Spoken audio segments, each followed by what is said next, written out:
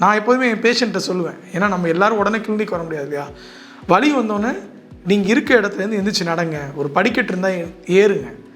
இருக்க வலி அதிகமானால் அது இருதய வலியாக இருக்கிறதுக்கான வாய்ப்பு ரொம்ப ஜாஸ்தி.